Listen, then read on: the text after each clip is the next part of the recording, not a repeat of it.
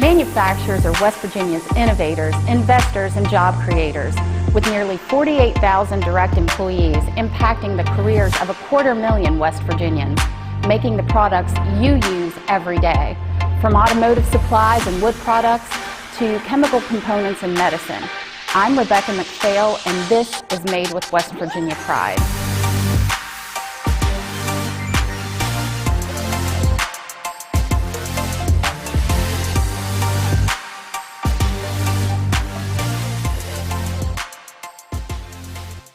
Today we travel north to learn more about what's made with West Virginia pride at the Ziegenfelder Company.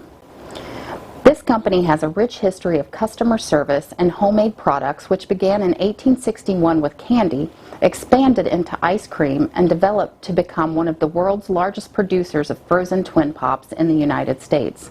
Some may even argue that this Wheeling company manufactures happiness. Let's go have a look. We're here today with Lisa Allen. She is the owner, the president of Ziegenfelders, the maker of Twin Pops. And we thank you for letting us come out today and visit with you.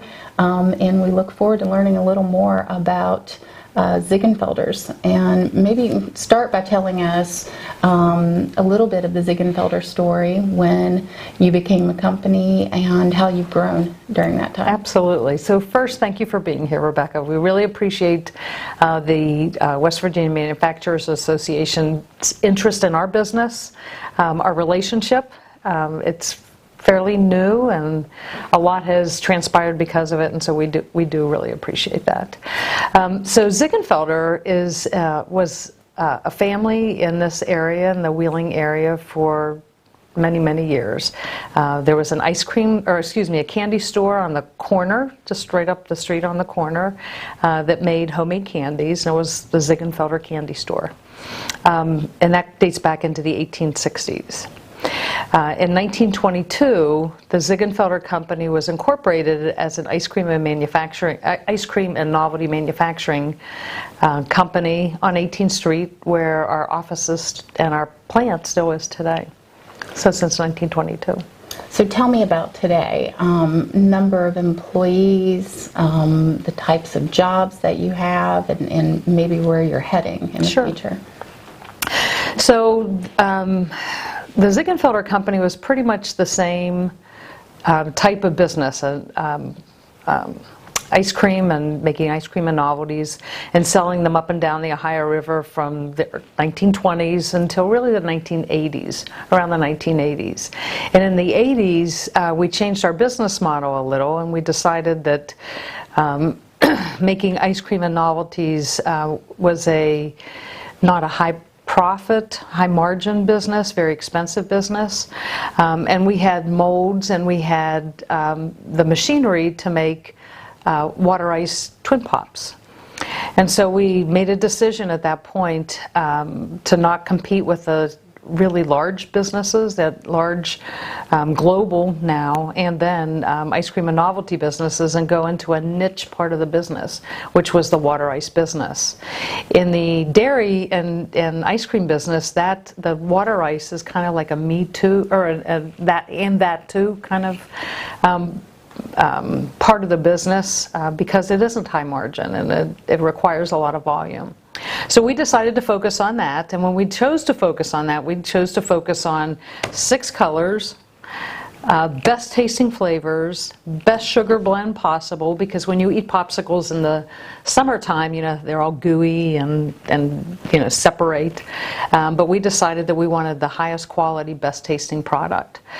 So we sourced the right flavors. We had a secret sugar blend, and we started making our product. When we did it, we made the decision to put it in a clear bag rather than a box, so the consumer could see exactly what they're getting. So it forced us to maintain our standards, our high standards of flavor and sugar blend. And our business started to take off. The other thing that we did that was unique at the time was we decided to price our products so that they were affordable to consumers. Rather than $3, $4, $5 on the grocery store shelves, we decided to sell our products so that anybody could afford them. And our business started to grow.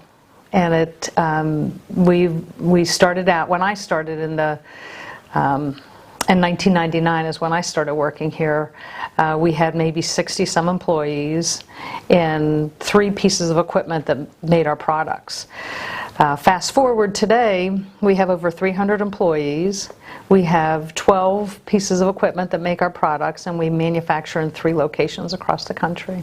So this woman-owned manufacturing company is now multi-state, and it started right here in West Virginia. That's exactly right. Women-owned is something we're very proud of. Our business is a family-owned business, and I own the majority share, although there's 6 or 7 family members that have ownership in the company. And we're just really proud of what we do. My father ran the business for 50 years. He taught us all great values, and he taught us to take care of others and to do the right thing and to make good decisions and to always be honest. And so this women-owned business is really run based on the values that we have. If being a women's owned business is inspirational to others, we capitalize on that, absolutely. We love being mentors. We have a lot of really wonderful people in inside our company, both men and women, who consider themselves mentors for others. So you talk about the kind of folks that you employ here, and we've heard you speak before at some WVMA events about working at Ziegenfelders and the Ziggy team.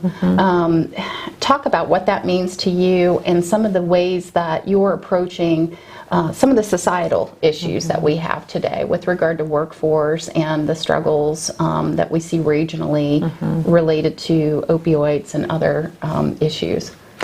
Well, thank you for asking that question, because it is a real passion of mine and ours. I think it's become pervasive across our company. Unemployment numbers are the lowest that they've ever been, yet there are so many people that aren't even accounted for in those unemployment numbers. And in West Virginia, we all know that it's, I don't like the word epidemic, but the statistics are astounding. And I've spoken nationally a couple of different times, and I keep hearing how staggering the statistics are, and we felt that that's factual, but to us, each person is an individual, and how can we impact different people in their lives?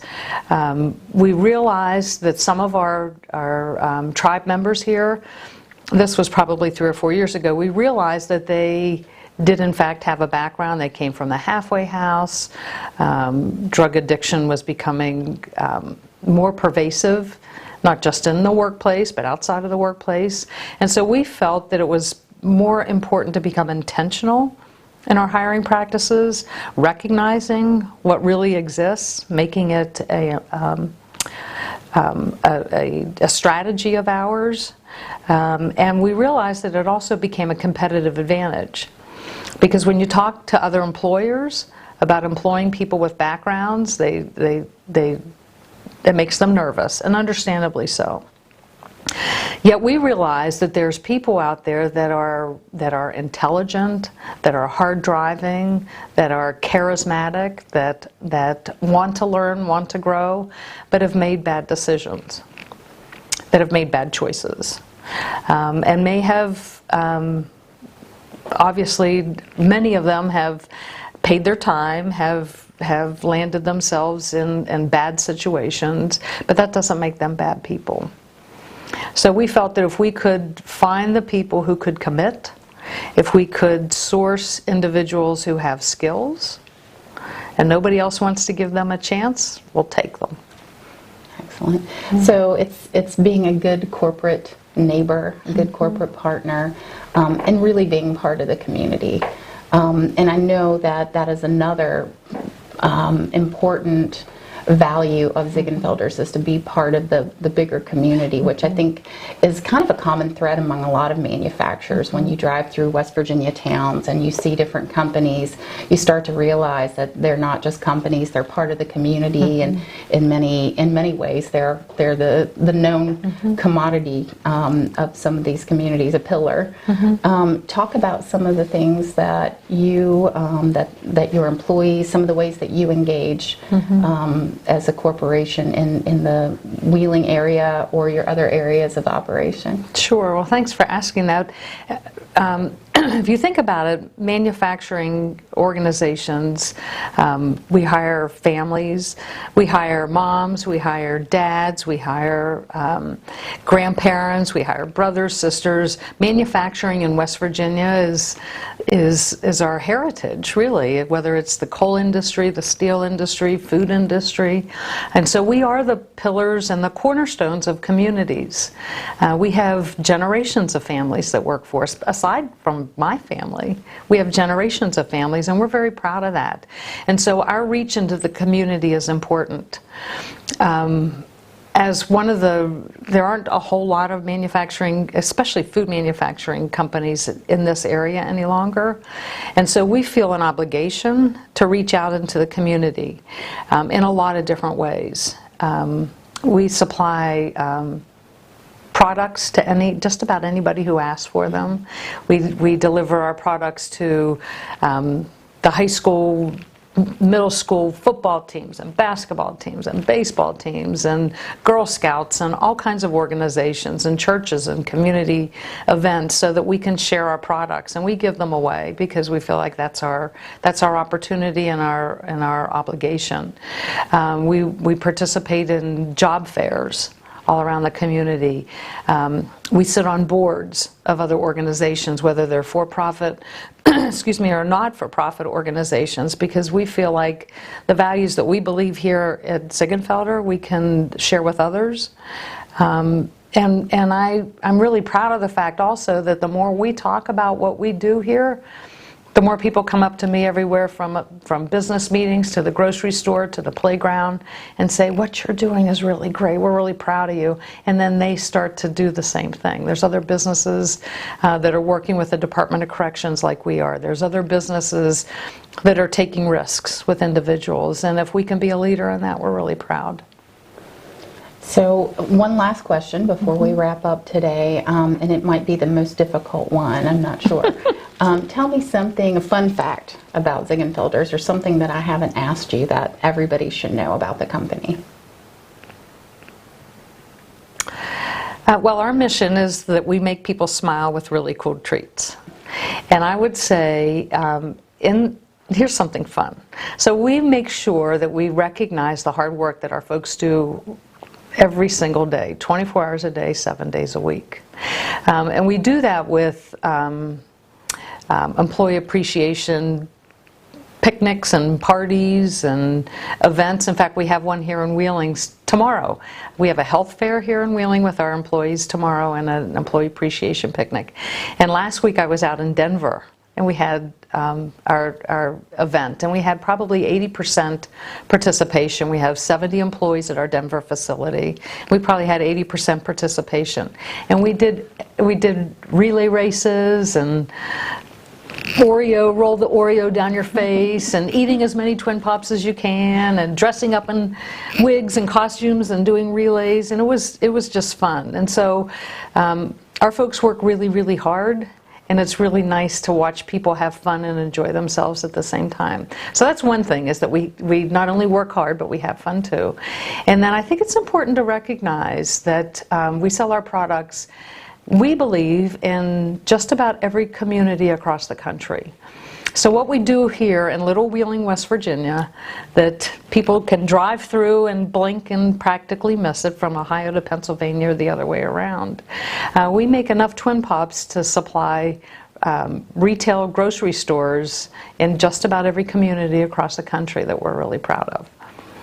Well, Lisa, thank you for taking the time with us today and letting us be a part of the Ziegenfelder family for a few minutes this afternoon.